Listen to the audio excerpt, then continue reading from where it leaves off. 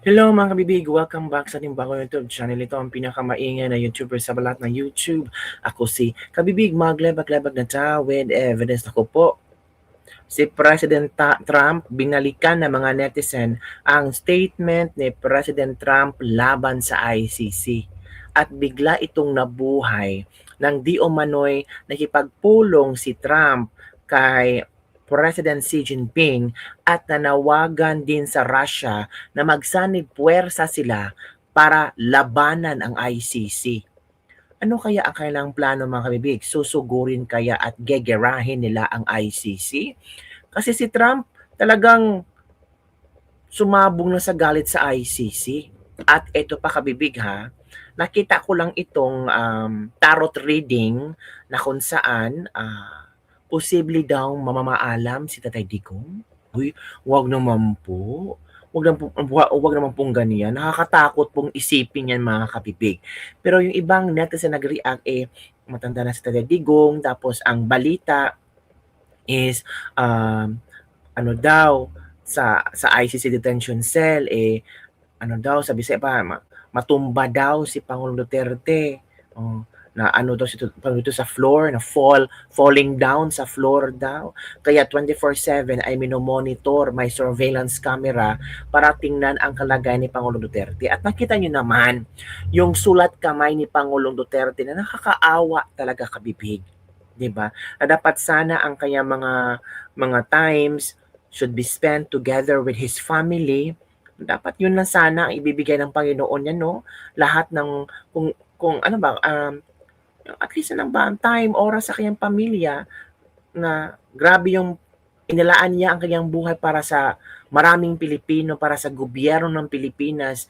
Sana masuklian siya ng ating Panginoon. Bigyan siya ng kahit konting oras at panahon na makasama ang kanyang mga anak, ang kanyang mga apo, at ang kanyang pamilya, na maging masayahin sila, masaya sila. At alam naman natin na ang buhay ay talagang anytime pwede kang mamaalam. So, kahit man lang konting panahon para kay Tatay Digong na makasama ang kanyang pamilya, na wala silang iisipin na ICC, 'di ba? Wala silang iisipin na merong mga tao na gusto silang pabagsakin. Sabi ng iba, sana ibigay na ang interim release ni Pangulong Duterte, pero ang latest news ngayon kabibig, nako, hindi ibibigay ng pre-trial chamber 1. Si Pangulong Duterte ay hindi nila palalayain. Si Pangulong Duterte ay hindi makakalaya sa kanyang detention cell. Wala daw basihan ang depensa para para pagbigyan ng trial chamber ang kalayaan ni Pangulong Duterte. Sabi ng ilan, natural, wala talaga yung kabuluhan. It's because ang ICC ay parang political drama lang yan.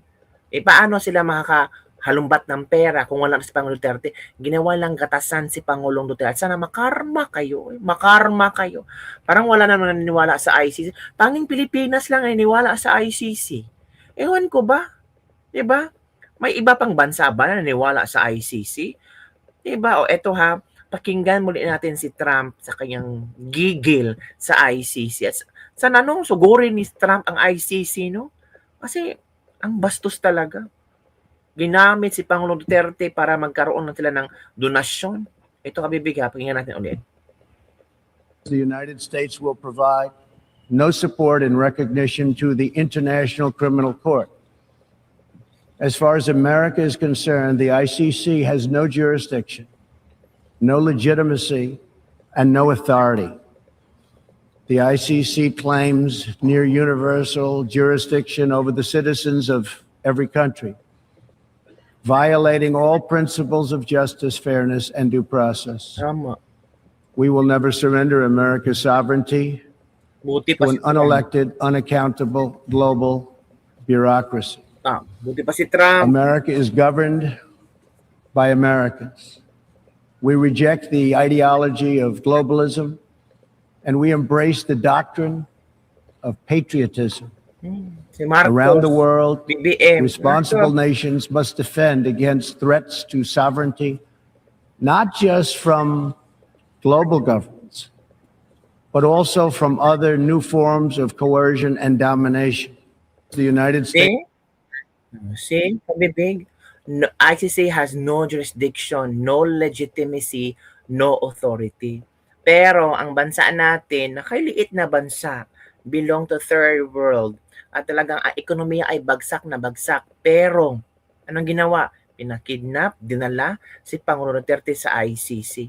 Nakakahiya talaga isipin, no? Buti pa ang Amerika. Buti pa ang leader ng Amerika, si Trump, nag-isip at nangumbinsin pa ito sa ibang mga malalakas na bansa like China at Russia na magsanib puwersa sila na kalabanin ang ICC. Pero ang Pilipinas, guys, grabe ka bibig. Confident na ipapadala ang lahat ng may atraso sa gobyerno. Like for example, PRRD. Nasa sunod si Bato. Meron pa daw ang iilan pa na magkakaroon ng warrant of arrest galing sa ICC. Sabi ng ilang netizen, meron pa ba tayong Korte Suprema? Yung mga huwes ba natin ay talagang are they active or inactive? Or natapalan rin ba sila ng maleta? Yun ang sabi ng mga netizen. Kasi walang action eh.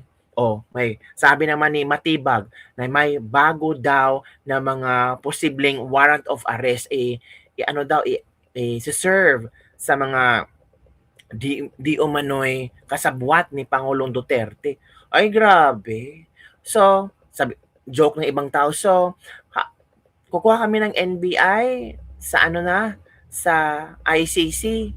So, magsasama kami ng kaso kahit pagnanakaw or trespassing sa ICC na kasi ang bilis ng aksyon ng lahat ng ahensya ng gobyerno pag ICC. Diba?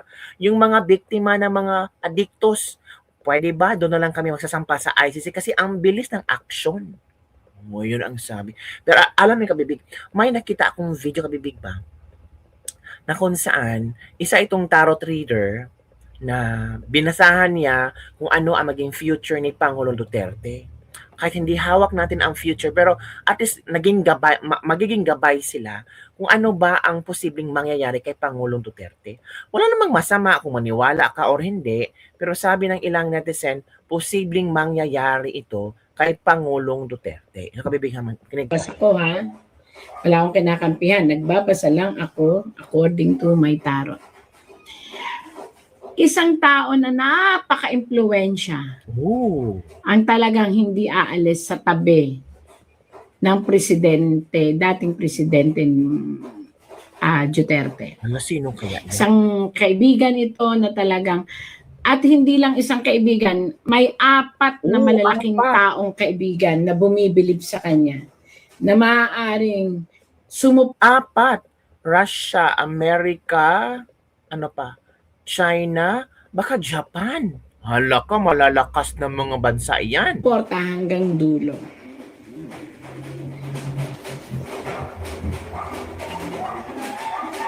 Sabi nga nila, may mga bagay na nagagawa ang mga sitwasyon. The fool, ibig sabihin nito, ang ating gobyerno ay may dapat pag-aralan sa ginagawa nila. Yan na nga. Hindi ko alam kung sino itong mga taong to, kung sino itong mga nakaupong ito. Nakaupo po ito. They are making fool of everything. But at the end of the day, the universe will tell that everything happened will cause another big problem po. Yun lang po ang nakikita ko. Kaya baliktad siya. May liwanag po na makakamtan ang lahat kung isasaayos lang na walang kikialam na mga batas sa ibang lugar. Ito po yun. Liwanag, ito yung mga batas yan, kaya ganyan yan, hermit, mga naghahanap ng lunas. Kasi po, magiging cause ito ng pagkagulo ng isipan ng buong mamamayang Pilipino. So kung ano man ito ay hindi ko po alam. Tagabasa ako. Kung mamamatay daw po ba si President Digong, ang sabi dito, may pagdadaanan siyang health na napakatindi. Pero yung kamatayan, nakita niyo po to, death. Ayan. Maaari po Hala ko. kung hindi niya malalampasan ang emotional stress, Oh my goodness. may kamatayan pong darating Hala sa ko. ating dating Presidente Hala. Duterte. Pero yun po ang pinakamasakit. Sabi ko nga po sa inyo, again po ha, kailangan niyang malampasan ang kanyang stress at diabetic at ang heart. Kasi nga po, maaaring may dumating sa kanyang kamatayan. Ibig sabihin, maaaring pag hindi matanggap ng katawan, hindi na kinakayanin, bumigay ang kanyang katawan, magkakause into death. Uy, wag lang sana kabibig. Uy, kasi sa latest news ngayon, under surveillance si Pangulong Duterte, video surveillance. It's because every now and then ay natutumba siya. So sana, malagpasan ni Pangulong Duterte lahat ng mga pagsubok na ito. Kahit matanda na siya, 81 years old, pero until now, ang daming pagsubok sa kanyang buhay, mga kabibig. Sabi ng iba, kabibig, ba't nanonood ka naman ganyan? Kabibig, this gabay lang to, posibleng mangyari, posibleng hindi. Kaya nga, mas nakakabuti nga, mapanood natin ito, dublihan pa natin yung panalangin natin para kay Pangulong Duterte. Let's keep on praying na sana safe lang siya. Let's keep on praying na sana mailalabas na siya sa ICC. Yun lang sana may isa o dalawang judges diyan ay matapang at ipaglalaban talaga kung ano ang dapat na ipaglaban na palabasin si Pangulong Duterte. Kasi sa mga nabasa lang natin, parang nakakatakot kabibig na doon si Pangulong Duterte ay nabawian ng buhay. Ang layo pa ng Pilipinas, ang mahal niyang Davao, mga Davaoenos, ang kanyang pamilya, nakakalungkot. Diba? So sana dublihan pa natin ang ating panalangin kung yung iba dyan ay nagpaparosaryo na para kay Pangulong Rodrigo Roa Duterte at ganun nila kamahal si Pangulong Rodrigo Roa Duterte, mga kabibig. Nakakatakot talaga pakinggan itong mga tawag dito, ang mga prediction ng ibang mga tarot card reader. Sana maging okay si Pangulong Duterte kasi nakakatakot talaga. Sana. Ito pa kabibig ha. Ito pa yung nakita kong binasa niya tungkol sa mga Duterte, mga kabibig. Sabi ng iba, huwag ka talagang ako hindi naman ibig sabihin maniwala tayo or hindi. Mas importante, may gabay tayo. Yun ngayon ang nagpapalakas ng loob kay Tatay Digong. Kay dating President Digong. Ngayon, ang nandito po is, kailangan lang po niyang malampasan ni President Digong itong health na to. Kasi, maaakusahan siya, maaaring madala siya sa isang lugar, ayan nga po, itatravel, pero at the end of the day, may isang himalang mangyayari kasi. Gagawa siya ng isang malaking history sa Pilipinas. Kaya kung ano man po yung mga nangyayari ngayon, sad to say po sa mga, wala akong kinakampihan, binabasa ko lang po ang tarot. Sad to say, sa bawat bato na ibabato at ipupukol sa ating dating Presidente Duterte, ay pag-angat naman at pagbango at pag-usbong ng kanyang political career. Mawala man siya sa mundo, hindi ko po mas sinasabing mawawala kasi sa edad po talaga niya at sa stress na dumarating sa kanya, anything can happen. Mawala man po siya sa mundo, may magkikipaglaban para sa kanya. At ang masakit po, maaaring ang kanyang kung ano man ang mangyayari kay President Duterte, vice versa, magkokos ito ng isang history na maaaring pumangit ang tingin sa politika ng Pilipinas. Wala. Kaya sana mapag-isipan ang lahat. Na yan na ang sinasabi natin. Pag-isipan talaga nila. Pray lang para kay Tatay Digong. Malakas pa si PRRD at makauwi siya sa Pilipinas na buhay in God's help. Thanks God, sana Lord makauwi ng buhay. He will be a hero. He may get well soon. Ito pa. Ma'am Windra, unti-unti na po nakakatuon yung mga hula. Si Ma'am Windra pala to.